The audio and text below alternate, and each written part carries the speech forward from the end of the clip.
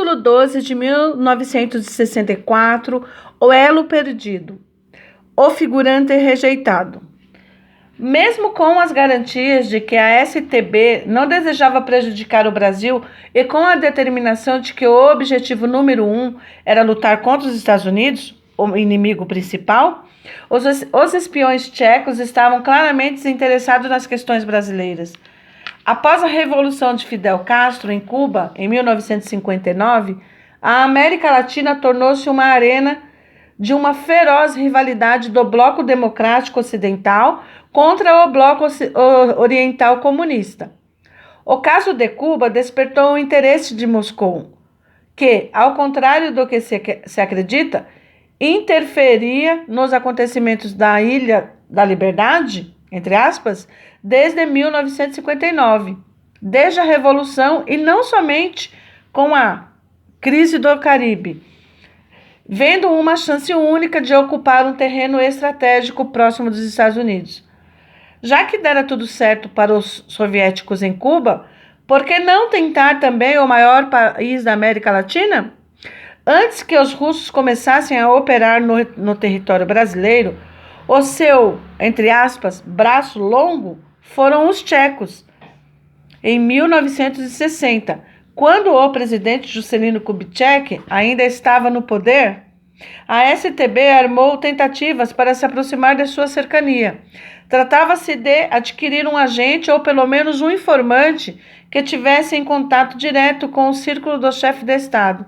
A descendência tcheca de Juscelino Kubitschek não foi necessariamente conveniente, pois apesar dele ter interesse nas boas relações entre os dois países, de maneira nenhuma favoreceria o país de seus ancestrais.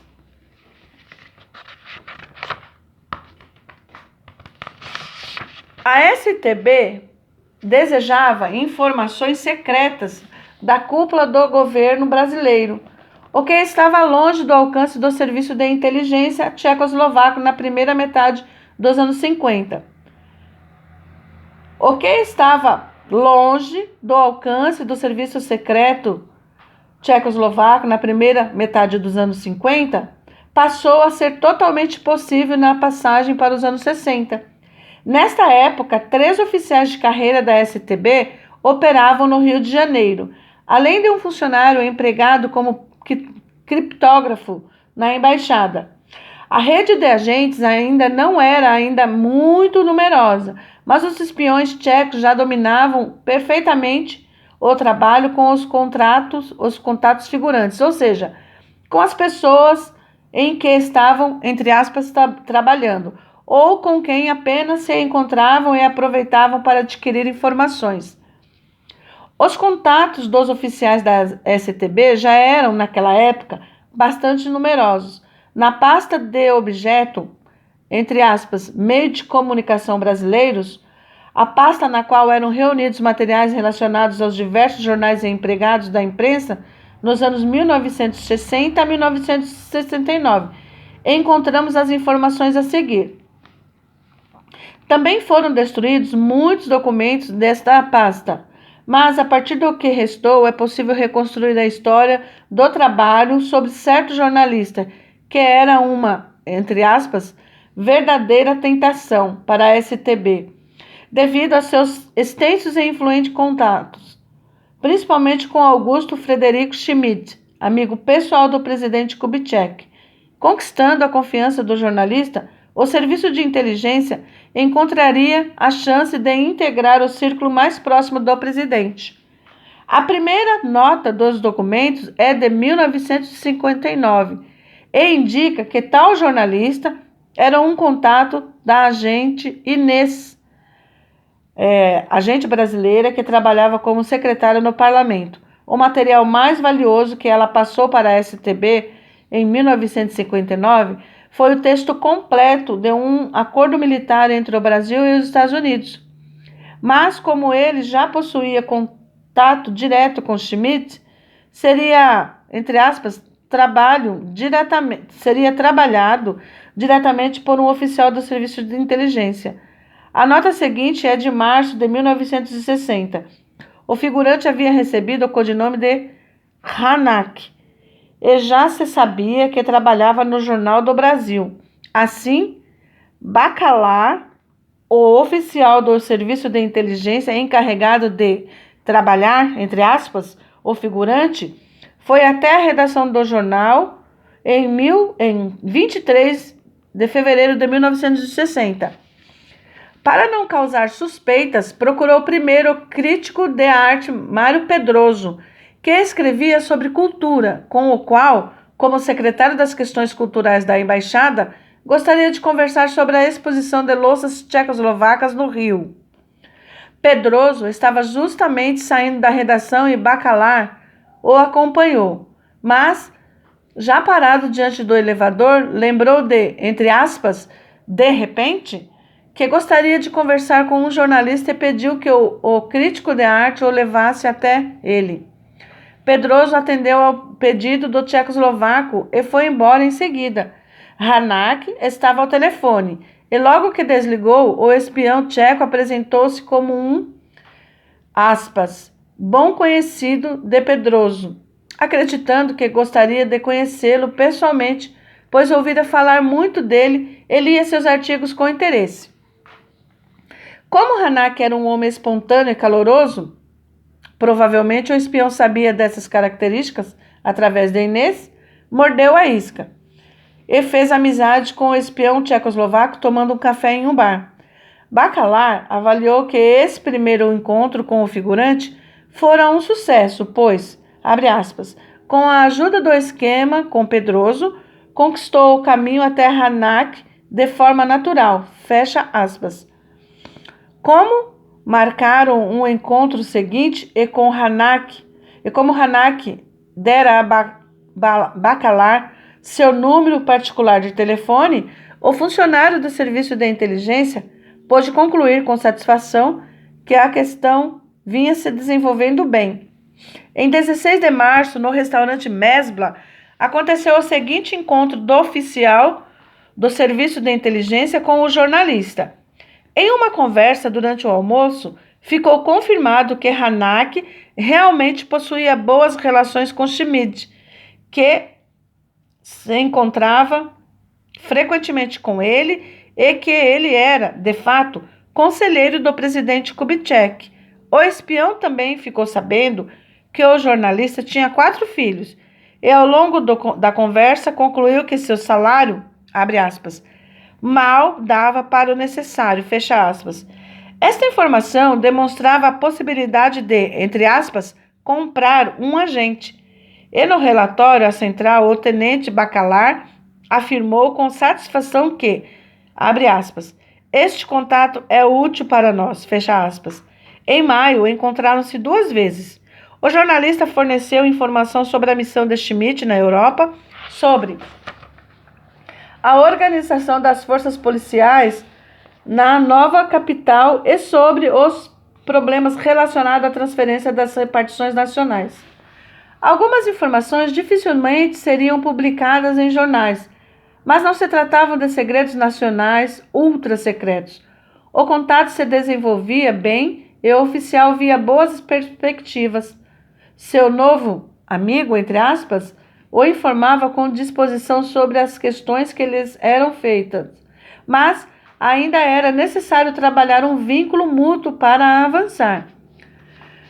Bacalar analisava em tempo real o conteúdo dos editoriais de Hanáky, que passara a assinar importantes artigos de opinião. Hanáky tinha uma visão mais nacionalista, era simpatizante de Cuba e adepto de uma política exterior independente dos Estados Unidos. Nas eleições seguintes, apoiaria Jânio Quadros, e não o general Lott, que era conservador demais e pouco aberto. Até as eleições presidenciais, a STB não conseguira trabalhar no figurante a ponto de adquirir informações diretamente dos círculos de JK. Entretanto, isso não diminuiu o valor de Hanáky para o serviço de inteligência. E o trabalho sobre ele prosseguiu após a posse de Jânio Quadros. O oficial tentou em vão estabelecer uma regularidade aos encontros, mas o jornalista explicou que o caráter de seu trabalho dificultava isso. Após uma pausa, Bacalar intensificou a tentativa de, entre aspas, amarrar o figurante e entre 1960 e 1961 organizou 3 encontros em menos de um mês no Rio de Janeiro. Em um desses encontros, fez um pedido audacioso para Harnack.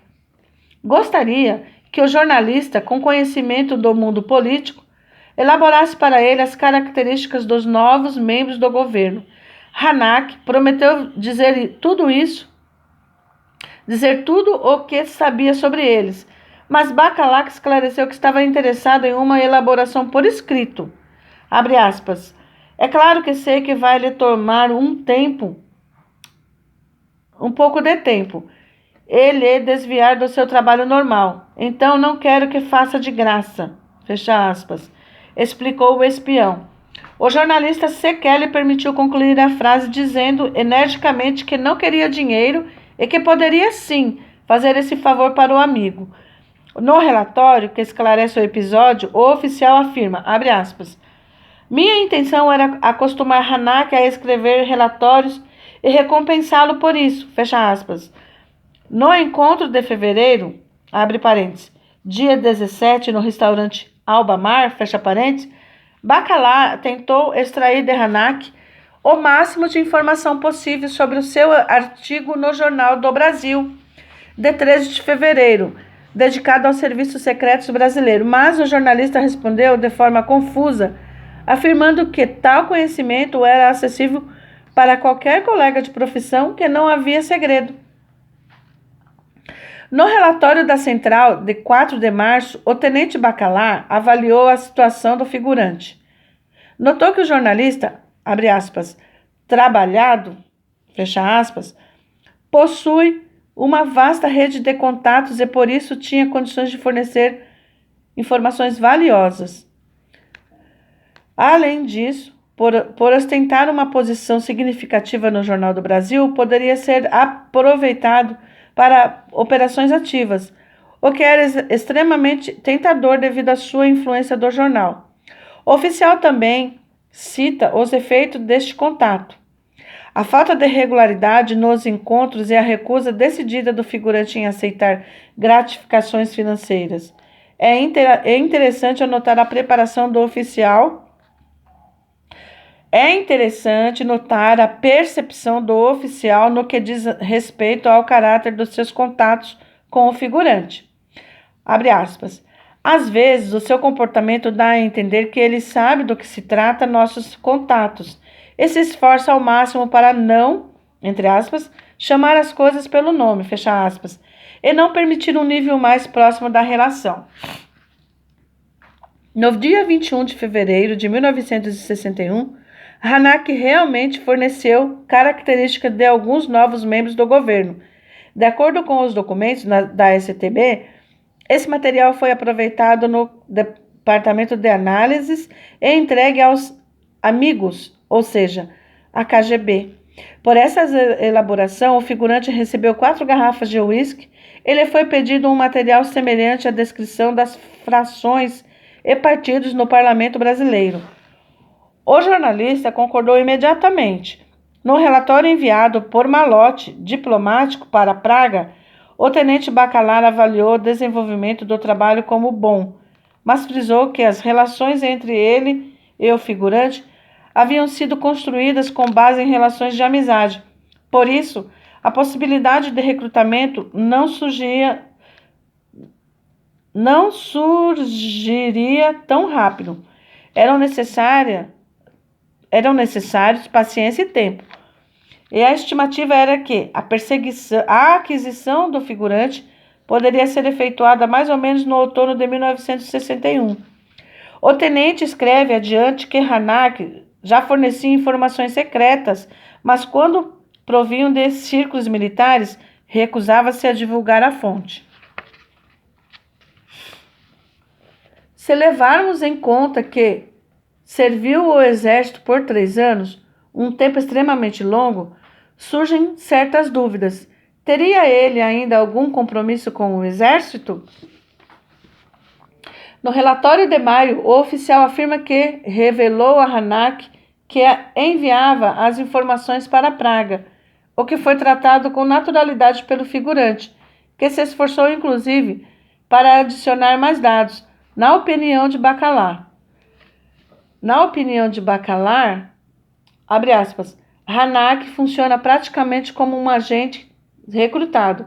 Fornece informações adquiridas a partir dos nomes e fontes confiáveis e está consciente de que essas informações não são destinadas somente para mim, mas que eu as transmito para as autoridades na Tchecoslováquia. Algumas vezes pude exercer influência no conteúdo dos seus artigos de editoriais em seu jornal, e não há dúvidas que algo assim poderá ser repetido no futuro, principalmente quando ganhar a sua própria coluna. Fecha aspas. Infelizmente, o problema dos encontros regulares persistia, mesmo com o figurante respeitando os princípios de conspiração e nunca telefonando diretamente para a embaixada, mas esperando ser convocado ao encontro por seu oficial condutor. Ele não queria receber dinheiro por seus serviços, mas não fazia objeções quanto a presentes. O fato de o jornalista zombar de qualquer menção sobre espionagem, tratar o assunto como se fosse brincadeira, era inquietante. Pensando em como seria possível recrutar o brasileiro, Bacalar propôs um caminho gradativo, em que o compromisso de colaboração estreita fosse um resultado natural. Em julho de 1961, chegou uma informação muito interessante através do quase agente, entre aspas, Hanak. Ele tivera uma longa conversa particular com o ministro das Questões Exteriores do governo Quadros, Afonso Arinos, relacionada à questão de Cuba e à mudança de posição do governo brasileiro em relação a, entre aspas, Ilha da Liberdade. Até o momento, o Brasil considerava que era uma questão entre a ilha e os Estados Unidos. Mas, como demonstrou Arinos, o governo passou a considerar que esse era um problema de toda a América Latina, que tinha então o dever de fazer os Estados Unidos conterem suas ações contra Cuba. Esse foi o mesmo relato da conversa de Hanak com Horácio Rodrigues Larreto. O correto é Larreta, a STB se equivocou. O assessor de Adolfo Mujica, chefe argentino de diplomacia. É claro que essas notícias não foram transmitidas somente ao MRE tchecoslovaco, mas também aos amigos, e não é necessário acrescentar que se tratava de informações importantes que tiveram grande significado para os acontecimentos cubanos. Em julho, tudo levava a crer que o jornal enviaria Hanak como correspondente à Conferência Econômica dos Países da América Latina em Punta del Este, Uruguai. Naquela situação política, a conferência era muito importante e não era de se estranhar que o Serviço de Inteligência tchecoslovaco quisesse as mais exatas informações do que acontecia nos bastidores desses debates. Em um dos encontros com Hanak, Bacalar demonstrou expectativa em suas instruções. Abre aspas. Desta vez estou interessado em receber de você as informações mais completas possíveis, não somente uma análise de uma conferência, mas também conteúdos de conversas e opiniões de diferentes membros das delegações ou de jornalistas estrangeiros. Fecha aspas. Como Hanak assentiu, seu oficial condutor passou a falar sobre os gastos necessários e lhe propôs cobrir os custos. O jornalista, que então ganhava um salário de 90 mil cruzeiros por mês, perguntou o valor deste, abre aspas, subsídio, fecha aspas.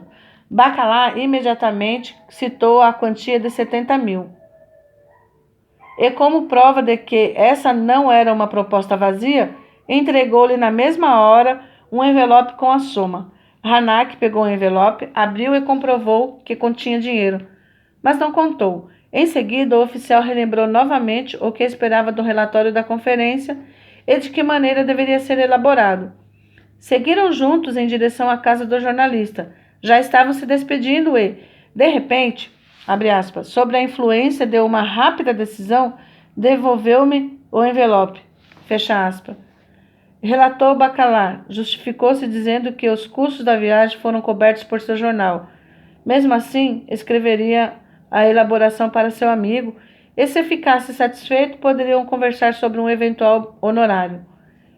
O oficial ainda tentou persuadi-lo de que não estaria fazendo nada de errado em aceitar o dinheiro, mas foi inútil. De acordo com a parte seguinte do relatório do espião, a proposta financeira fora anteriormente combinada com o chefe da base, ou seja, ele não agira sem autorização. Ao analisar